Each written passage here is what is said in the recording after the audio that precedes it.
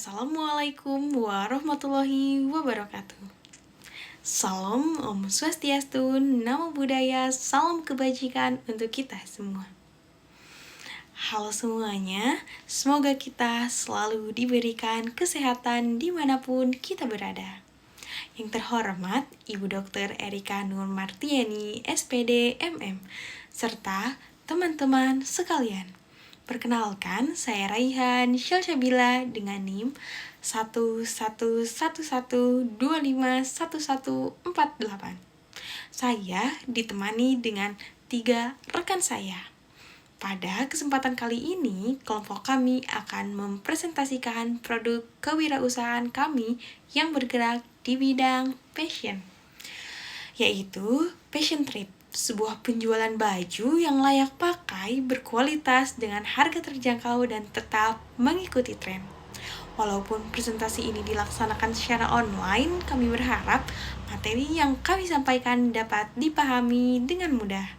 Adapun materi yang akan kami sampaikan meliputi konsep usaha, keunggulan produk, target pasar, serta gambaran keuangan yang singkat.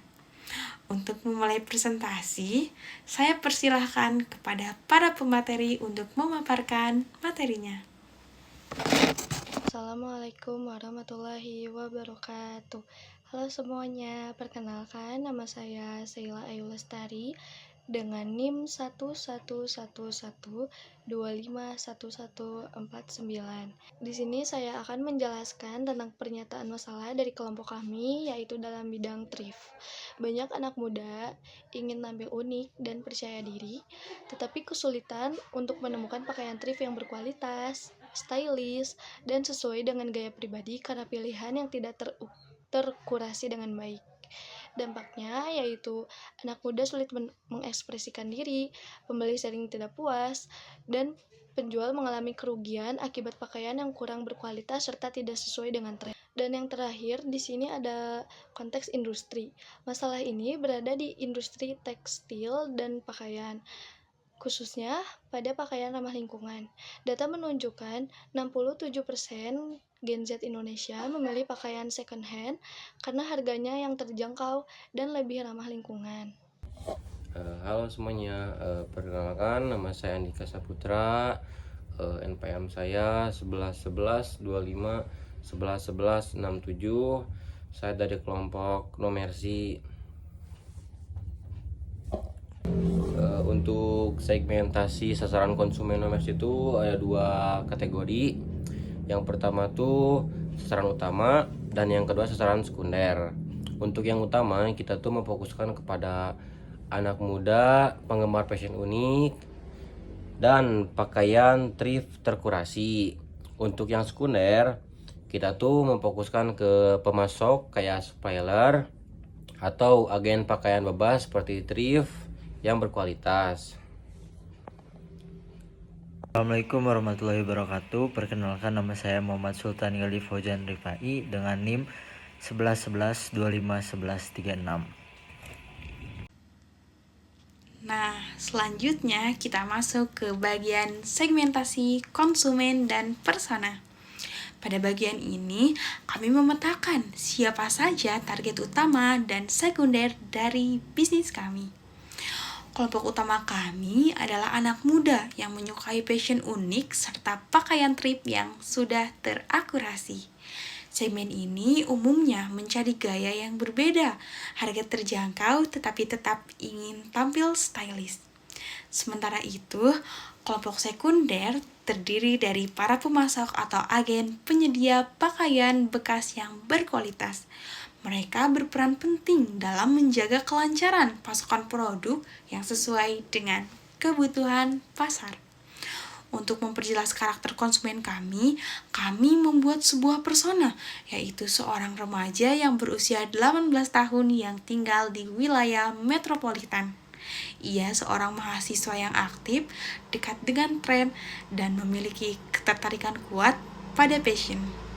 Persona ini membantu kami memahami perilaku dan motivasi penggunaan secara lebih mendalam. Selanjutnya kita masuk ke profil pelanggan. dari sisi pendidikan, gender, pekerjaan, hingga minat. Pelanggan kami sangat beragam, namun ada beberapa pola konsisten yang perlu diperhatikan. Pelanggan kami memiliki preferensi berbelanja secara hybrid, yaitu gabungan antara online dan offline. Mereka sangat nyaman dengan teknologi, sehingga platform digital menjadi kanal yang efektif untuk menjangkau mereka. Dari sisi sosial media, Instagram menjadi yang paling favorit karena visualnya kuat dan cocok dengan konten fashion.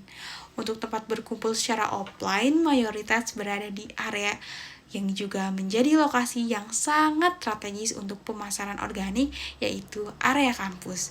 Profil ini membantu kami menyusun strategi pemasaran yang lebih tepat sasaran dan relevan dengan kebiasaan mereka. Ada job to be done atau JTBD fungsional ya. Menemukan dan membeli pakaian stylish dan unik, mendapat pakaian thrift yang terjamin kualitas dan kebersihannya. Terus ada JTBD emosional, yaitu rasa kepercayaan diri dan puas merasa bangga karena mampu berkontribusi pada fashion yang ramah lingkungan.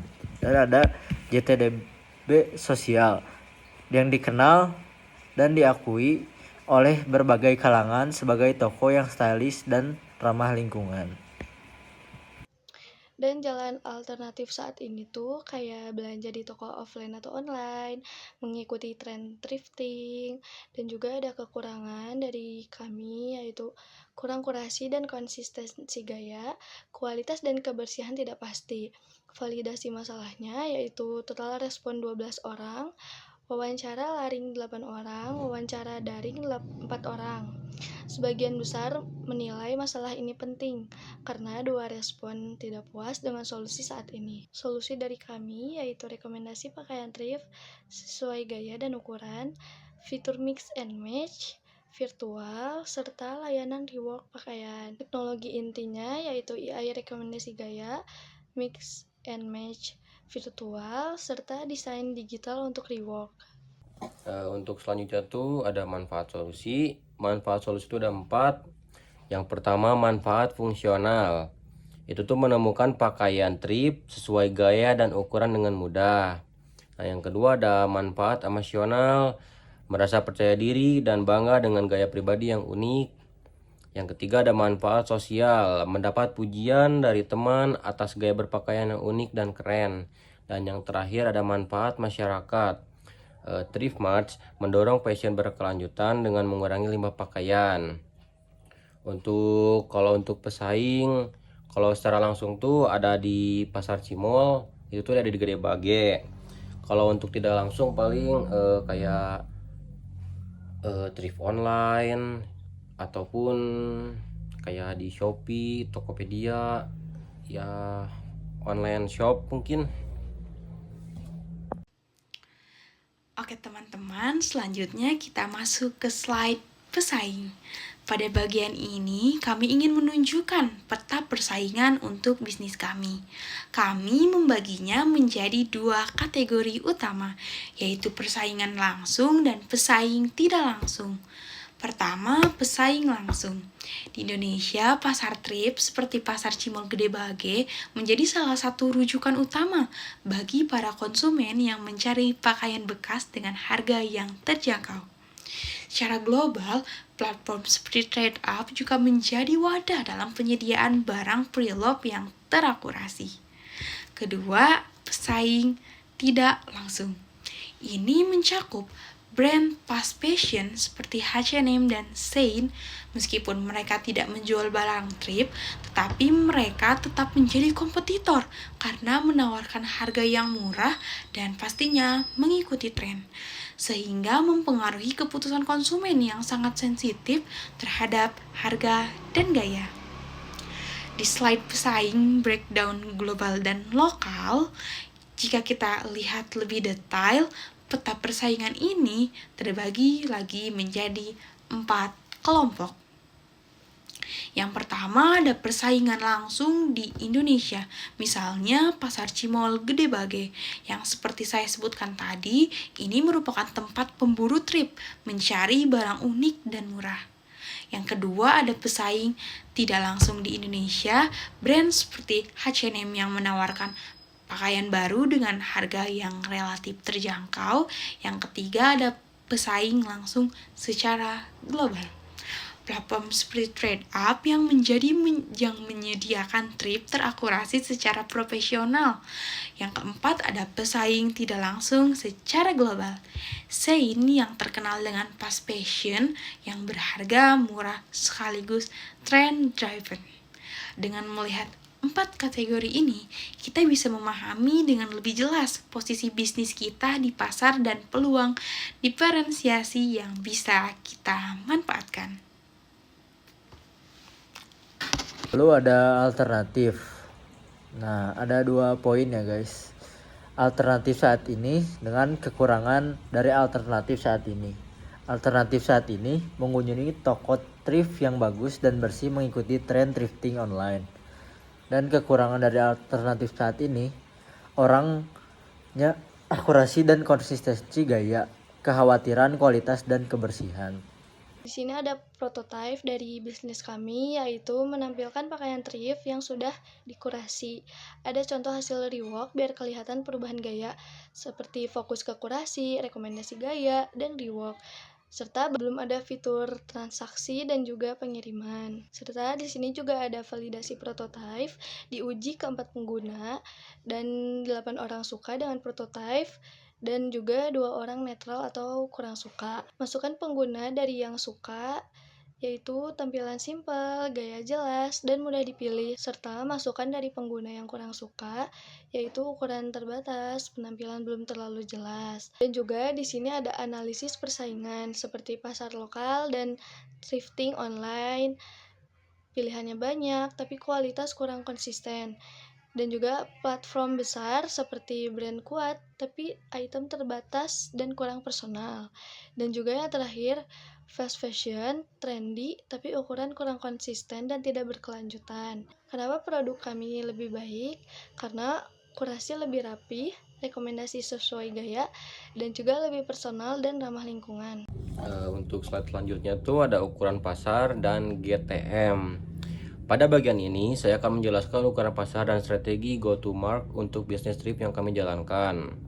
Pertama, dari sisi saluran GTM, kami menggunakan 2 pendekatan utama, yaitu digital dan fisik. Untuk digital, melalui platform seperti Instagram, TikTok. Kenapa kami pilih ini? Karena memiliki jangkauan luas dan sangat efektif untuk menarik perhatian target pelanggan, terutama generasi muda yang aktif di sosial media. Untuk yang fisik, yaitu melalui penawaran langsung. Strategi ini digunakan untuk menciptakan kedekatan dengan pelanggan dan memberikan pengalaman melihat barang secara langsung.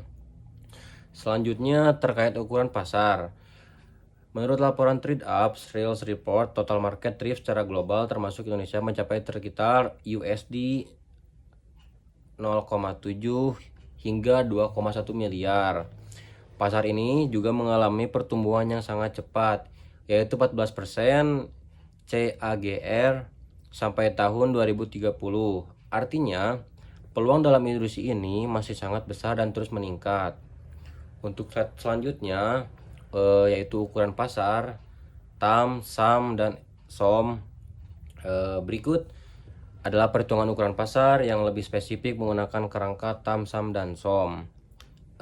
Total addressable market atau TAM untuk pasar trip Indonesia nilai pasar mencapai 2,1 miliar. Untuk SAM, dari total pasar tersebut, segmen yang benar-benar dapat kami layani diperkirakan sebesar 0,2 USD sampai 0,6 miliar per tahun. Untuk SOM, target pasar realistis yang dapat kami capai dalam 2 tahun pertama operasi adalah sekitar 420 juta. Dengan gambaran TAM, SAM, dan SOM ini, kami bisa menyusun strategi pertumbuhan yang lebih realistis dan terukur. Oke, sekarang kita sudah berada di materi ukuran pasar. Di sini mencakup TAM, SAM, dan SOM.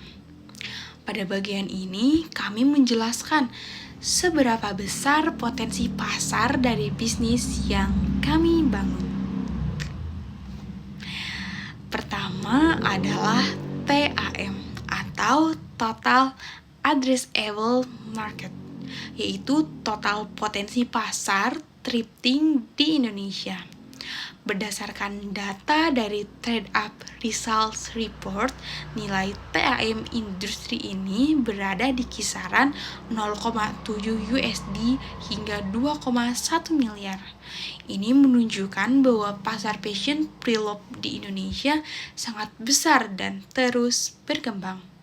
Yang kedua adalah SAM atau Serviceable Available Market, yaitu bagian pasar yang secara realistis bisa kami layani. Dengan fokus pada segmen pengguna online dan kota-kota besar, nilai SAM kami berada di kisaran 0, USD hingga 0, miliar per tahun. Yang ketiga adalah SOM atau Serviceable Obtainable Market, yaitu target pasar yang benar-benar kami bidik dalam tahap awal operasional.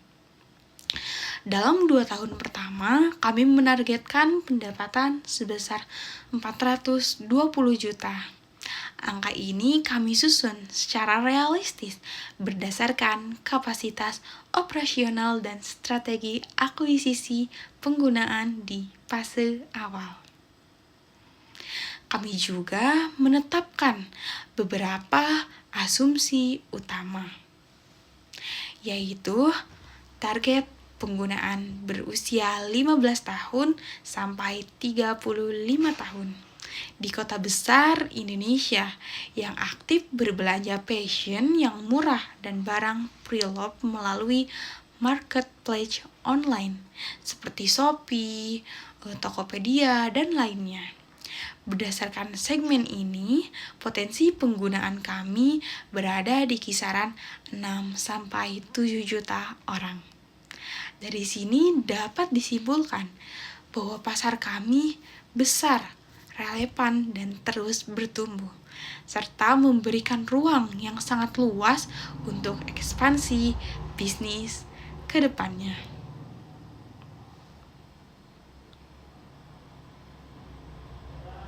Selanjutnya ada model pendapatan, strategi, dan harga. Untuk memastikan keberlanjutan bisnis, kami menerapkan model pendapatan berbasis e-commerce. Sebagai model utama, kami memperoleh pendapatan dari e-commerce itu sendiri. Komisi setiap transaksi yang terjadi di platform, serta margin dari penjualan produk apabila kami berperan sebagai kurator atau yang sering kita sebut sebagai reseller. Model ini dipilih karena yang pertama mudah diskalakan. Yang kedua, selaras dengan perilaku belanja digital masyarakat, khususnya masyarakat di Indonesia. Dan yang ketiga, sudah pasti terbukti sukses di banyak platform serupa. Sebagai model pendapatan sekunder, kami juga membuka peluang dari yang pertama ada dari kerjasama brand, yang kedua ada di iklan produk, yang ketiga ada program promosi yang berbayar bagi seller tertentu, seperti halnya afiliator.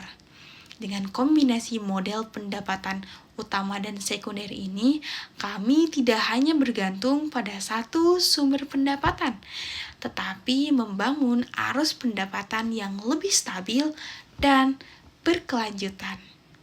Kami berpikir usaha kami harus bisa relevan dengan seiring perkembangan zaman.